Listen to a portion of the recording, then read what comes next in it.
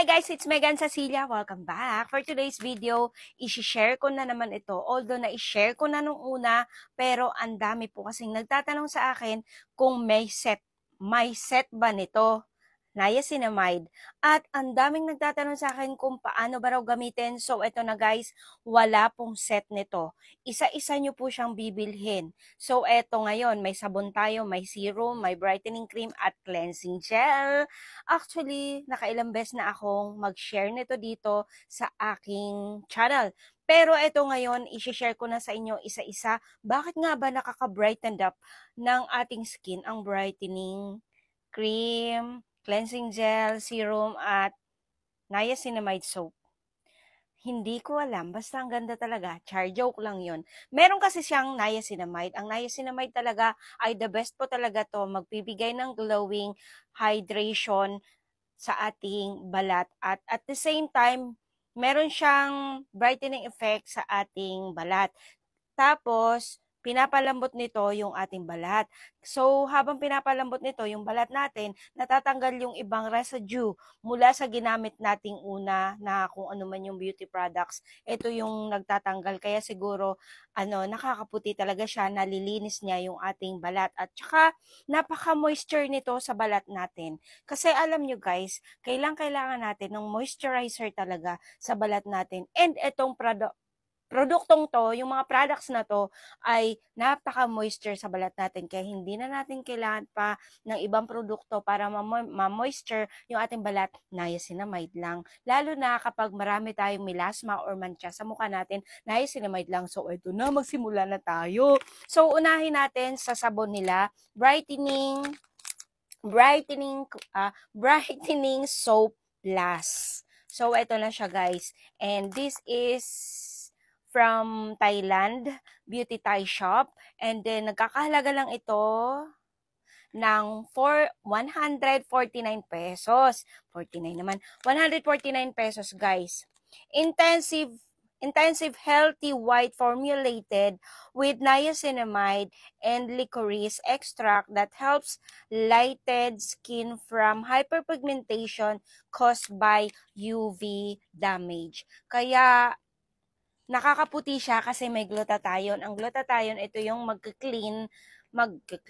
maglilinis ng ating balat na kung ano man yung mga problema ng ating balat, yung glutathione. And niacinamide, tinulungan lang yung glutathione ng niacinamide para mas lalong mag-clear at lumambot yung ating balat.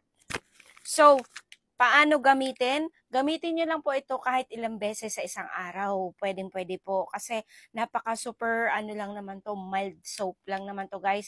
Hindi po masisira yung balat natin dito. And then, ako naman, ginagamit ko to siya umaga at hapon. At okay lang naman.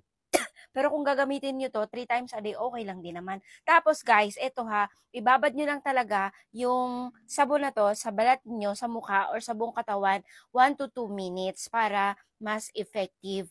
Kasi may ibang naliligo pagkatapos magsabon, banlaw ka agad. May ganun kasi. So, ibabad nyo naman ng kahit 1 to 2 minutes kapag baguhan pala kayo gumagamit nito. Kapag matagal na at sanay na kayo dito, pwede pong hanggang 3 minutes. And then, sumunod naman, cleansing gel para sa face lang po ito. Ito, para sa buong katawan.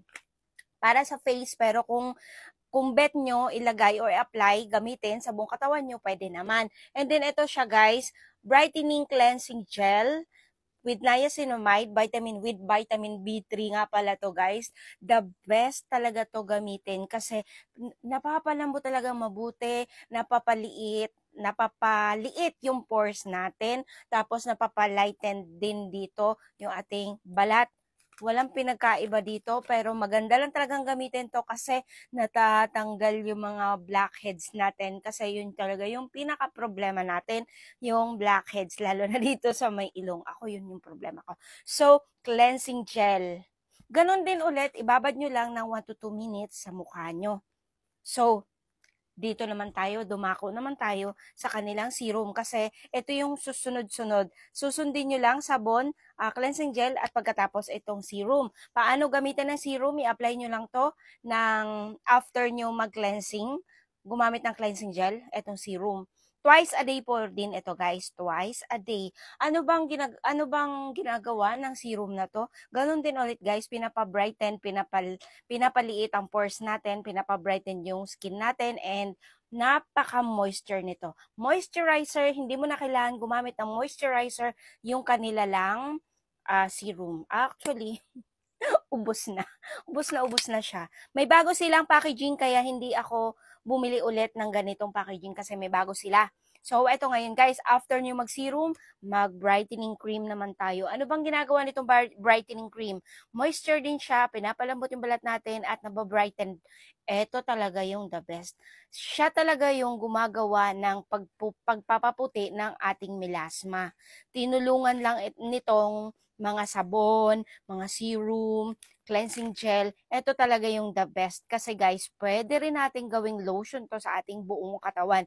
Pwede nyo nga ding ilagay to sa inyong kilikiling maitim. Ayan, maitim na yung kilikili ko. Kasi hindi ako nakakapagbunot. So, ito na ngayon guys, huwag tayo sa kilikili kasi hindi naman kilikili yung ating pag-uusapan. Itong brightening cream, niacinamide. Paano siya i-apply? Mag-apply na kayo nito umaga at hapon. Ay, umaga at gabi. The best tong gamitin sa gabi kapag bago kayo matulog. Tapos, kinabukasan nyo na babalaw. Wow, fresh na fresh kinabukasan yung balat nyo nito, guys. Tapos, ang lambot talaga sa balat. Tapos, alam nyo yon yung dating malalaki ang pores, talaga namang may pores tayo eh, 'di ba? Mga malalaki or butas-butas, napapaliit po nito, guys. Napapalesen ang buka ng pores nyo. Yung malalaki, kasi may pores naman talaga tayo. Posible naman walang butas-butas yung mukha natin. As in, meron talaga yan. Kaso lang guys, parang mini-minimize nitong brightening cream. Mas maganda lang kasi talagang gamitin kapag ginamit nyo sila lahat guys. Kasi ito yung magtutulong-tulong para pagandahin talaga yung balat natin.